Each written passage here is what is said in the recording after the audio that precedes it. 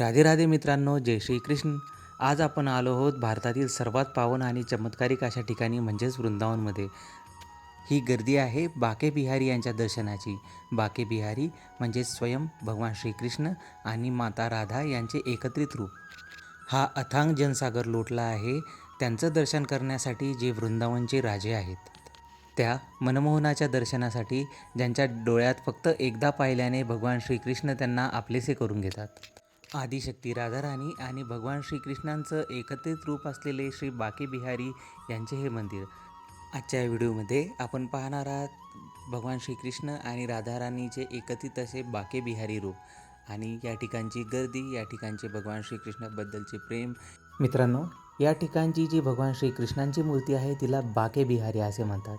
म्हणजेच या ठिकाणी जे भगवान श्रीकृष्ण आहे ते बाके बिहारी कुंज बिहारी या नावाने प्रसिद्ध आहे. पण का? तर त्याचे उत्तर असे, या ठिकाणची मूर्ती बाके म्हणजे 3 ठिकाणी त्या मूर्तीला बाक आहे.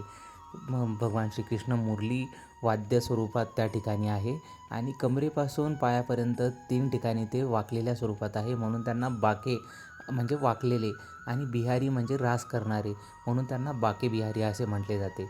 या ठिकाणी भगवान श्रीकृष्णांची ही मूर्ती अतिशय मोहक असून जो कोणी भक्त त्या मूर्तीकडे सतत एकटक पाहत राहील तो भक्त मूर्छित पडतो किंवा त्याला मूर्छना येते असे या ठिकाणची मान्यता आहे.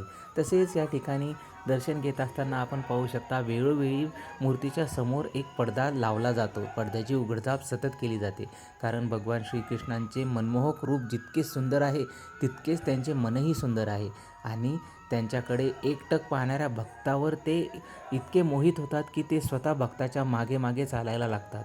तिथली हीच एक मान्यता आहे जी अतिशय प्रसिद्ध आहे.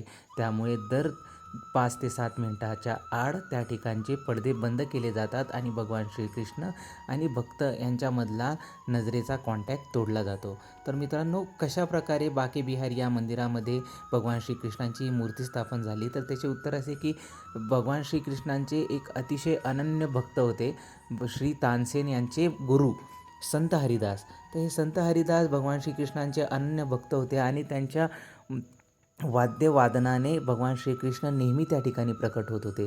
आणि भगवान श्रीकृष्ण एकदा प्रकट झाले आणि त्यांनी हरिदास यांच्याकडे राहण्याची इच्छा दर्शवली.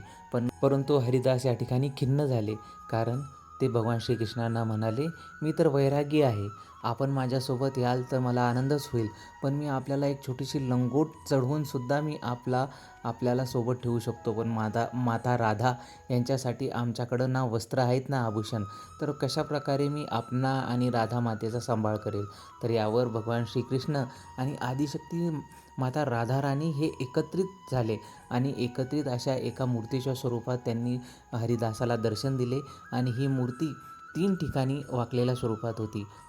दुसऱ्या एका दंतकथेनुसार असे सांगण्यात येते की तानसेन यांचे गुरु संत हरिदास हे वनामध्ये एका कुंजाला म्हणजे एक ठिकाणी जी वेलींची आरास, मोठे मोठे वृक्ष, त्यांच्या आड असलेली जागा जी असते त्या कुंजाला नेहमी नमस्कार करत असत. त्यांच्या भक्तांनी वेळोवेळी हे पाहिलेले होते.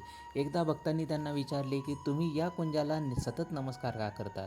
तर भगवान हरिदास यांनी सांगितले की त्या ठिकाणी स्वयं आदिशक्ती माता राधा आणि भगवान श्रीकृष्ण म्हणजेच प्रियतम वास करतात. तर भक्तांना त्या ठिकाणी त्यांच्या गोष्टीवर विश्वास बसला नाही. ज्यावेळेस भक्त तिथे स्वतः गेले त्यावेळेस भक्तांनी त्या ठिकाणी प्रियतम भगवान श्रीकृष्ण आणि माता राधा यांची उपस्थिती स्वतः बघितली आणि हरिदासांनी आदेश केला होता की त्या ठिकाणाहून आमच्यासाठी प्रसाद घेऊन या.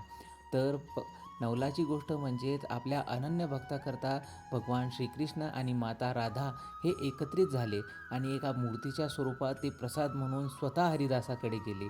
हीच ती कथा ज्या ठिकाणी सांगितली जाते की भगवान श्रीकृष्ण आणि माता राधा निधिवनामध्ये बाके बिहारी स्वरूपात त्या ठिकाणी विराजमान झाले. कैक दिवसापर्यंत संत हरिदासांनी त्यांची पूजा केली आणि नंतर त्यांना वृंदावनमधील श्री बाके बिहारी मंदिरात विराजमान करण्यात आले. मित्रांनो, अतिशय मनमोहक अशी ही बाके बिहारींची मूर्ती आपणास कशी वाटली कमेंटमध्ये सांगा. आमच्या या वृंदावन टूरमधील बाके बिहारी दर्शनाचा हा व्हिडिओ आपणास कसा वाटला कमेंटमध्ये सांगा. तसेच चॅनलवर नवीन असाल तर चॅनलला आत्ताच सबस्क्राईब करा आणि बेल नोटिफिकेशनसुद्धा ऑन करा, म्हणजेच आमच्या येणाऱ्या नवनवीन माहितीपूर्ण आणि महत्त्वपूर्ण व्हिडिओचे नोटिफिकेशन आपल्या सर्वांपर्यंत नेहमीच येत राहील. राधे राधे.